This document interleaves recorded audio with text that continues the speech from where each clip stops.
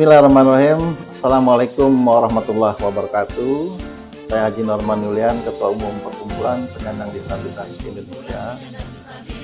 Bersama jajaran saya, di sebelah kiri saya adalah Bapak Erwin Safrudin Harahap selaku sekjen saya yang baru.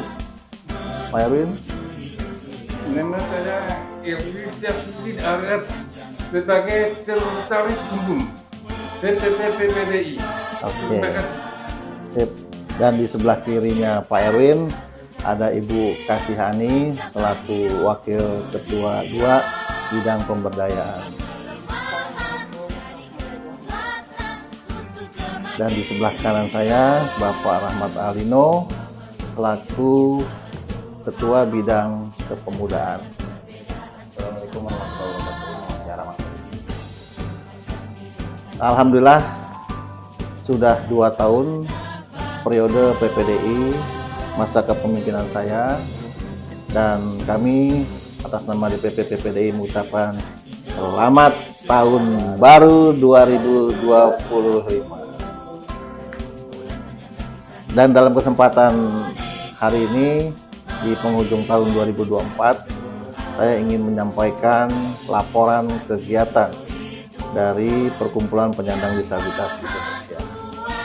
Izinkan saya membacakan laporan kegiatan kami di 2024. Di dalam menjalankan organisasi PPDI dengan program hasil Munas di tahun 2022 dan hasil Rakernas tahun 23, banyak keberhasilan atau pencapaian sekaligus kendala yang dihadapi oleh kami para pengurus DPP PPDI. Adapun keberhasilan dan kendala-kendala tersebut adalah sebagai berikut. Beberapa pencapaian keberhasilan yang telah kami lakukan, diantaranya 1. Terbentuknya penyegaran di dalam kepengurusan DPD PPDI dan DPC PPDI yang telah lewat masa berlaku SK-nya. Kemudian yang kedua, terbentuknya DPD PPDI DPC PPDI di wilayah provinsi yang baru. 3. Bisa membuat koordinator wilayah Indonesia Barat, Indonesia Tengah, Indonesia Timur sesuai dengan tujuan peruntukannya. 4. Mulai dilakukannya mapping data per wilayah Indonesia Barat, Tengah, dan Timur. PPDI juga telah berhasil menjalin kerjasama dengan lembaga-lembaga kementerian. Di antaranya 1 dengan Kementerian Ketenagakerjaan RI, di mana wujud nyata yang telah dijalankan antara Kementerian Ketenagakerjaan RI dengan PPDI, Perkumpulan Penyandang Disabilitas Indonesia, yaitu dengan telah terbitnya buku saku layanan informasi bagi pencari kerja penyandang disabilitas melalui unit layanan disabilitas bidang ketenagakerjaan.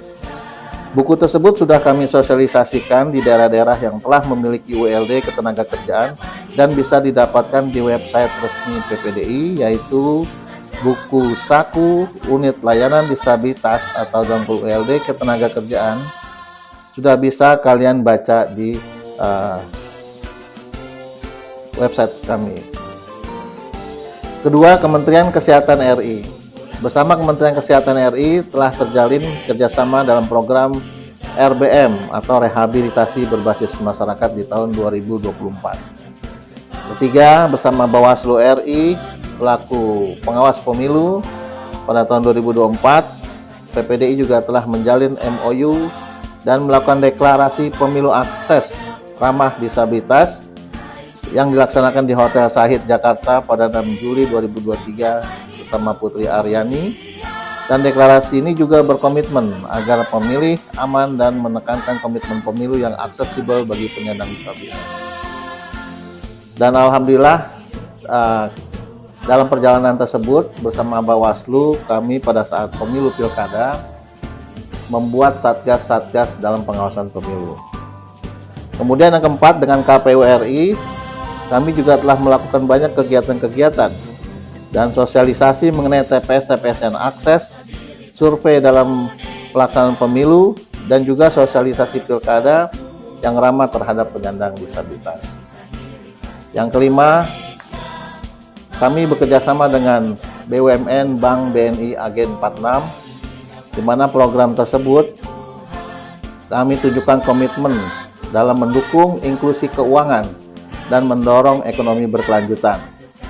Dalam langkah strategis, BNI menggandeng PPDI melalui program pembinaan dan pendampingan khusus bagi penyandang disabilitas untuk menjadi mitra Agen 46. Dan alhamdulillah PPDI mendapat rekor muri pada saat peluncuran BNI Agen 46 bersama Bapak Menteri Sosial RI Pak Saifullah Yusuf. Kemudian yang keenam, dengan lembaga internasional TICA atau Turkey Cooperation and Coordination Agency, DPP PPDI meresmikan workshop kerja dengan tema disabilitas bekerja untuk mandiri. PPDI membuka workshop kerja untuk mewujudkan perannya dalam wirausaha dan ketenagakerjaan. Workshop ini didukung oleh lembaga TICA dari Turki yang memberikan bantuan untuk kegiatan perbengkelan, handicraft, dan kerajinan. Acara peresmian yang berlangsung meriah itu dihadiri oleh Bapak Hasis Wadi selaku Ketua Dewan Penasihat PPDI, kemudian Gökhan Keser dan Özlem Gülfeng selaku perwakilan dari Turki TICA Export Asia Pasifik Desk.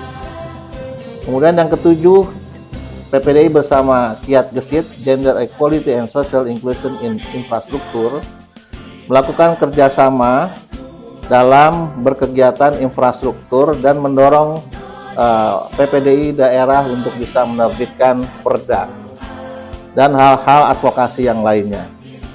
Dan kemudian juga Gesit Kiat mempercayakan Ketua Umum PPDI selaku konsultan nasionalnya. Dari sekian keberhasilan yang telah kami lakukan, tentu juga kami menghadapi beberapa kendala.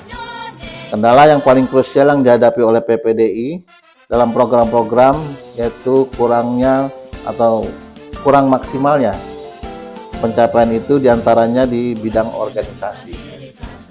Minimnya koordinasi antara DPP PPDI, pemerintah pusat, DPD, DPC, dan pemerintah daerah. PPDI dalam upayanya melakukan perluasan wilayah dan menjalankan program-program sesuai amanah Munas dan Rakernas maupun daerah belum bisa hadir dalam mendukung anggaran dimaksud. Sebab bagaimanapun negara berkewajiban terhadap organisasi disabilitas, dalam hal ini PPDI, untuk mendukung program-program kerja nyatanya. Dan PPDI di daerah pun juga berharap kiranya ada semacam perhatian yang lebih terhadap mereka yang di daerah. Kemudian di bidang politik, dalam bidang politik DPPDI telah membuat MOU kepada KPU RI dan Bawaslu dalam menjalankan kepemiluan akses. Dalam MOU tersebut juga telah disosialisasikan daerah-daerah tingkat provinsi ataupun kabupaten kota dalam mengupayakan pemiluan akses bagi penyandang disabilitas. Kami pun sudah mensosialisasikan kepada DPD dan DPC untuk terus merapat kepada KPU dan Bawaslu di daerah untuk membantu dan melakukan sukses pelaksanaan pemilu. Namun, disabilitas sendiri masih menemui kendala-kendala dalam pelibatan sebagai petugas kepemiluan dan masih menjadi penonton atau objek. Dalam survei PPDI di daerah di TPS-TPS masih belum sepenuhnya akses bagi penyandang disabilitas, baik dari lokasi, meja, kotak suara, pintu masuk tidak bisa muat kursi roda.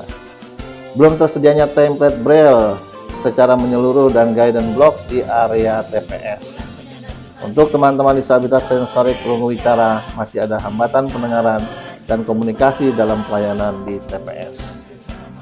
Kemudian di bidang workshop, PPDI telah memiliki workshop yang semuanya dibantu oleh lembaga Turki yaitu TICA, Turkish Cooperation and Coordination Agency. Bantuan tersebut berbentuk barang dan renovasi gedung sebagai tempat workshop. Namun barang-barang berupa mesin dan alat tersebut belum digunakan secara maksimal di dalam workshop untuk bisa beroperasi.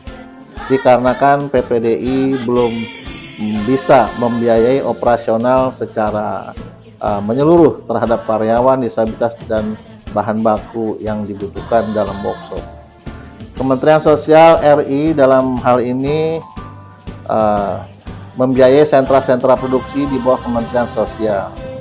Sedangkan Kementerian Ketenagakerjaan juga telah membiayai Balai Pelatihan Kerja yang berada di bawah Kementerian Tenaga Kerja RI tersebut.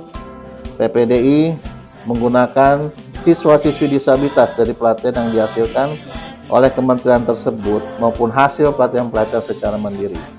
Hendaknya kami berharap kedua kementerian ini juga bisa hadir dalam menunjang dan menjamin berjalannya workshop di bawah PPDI.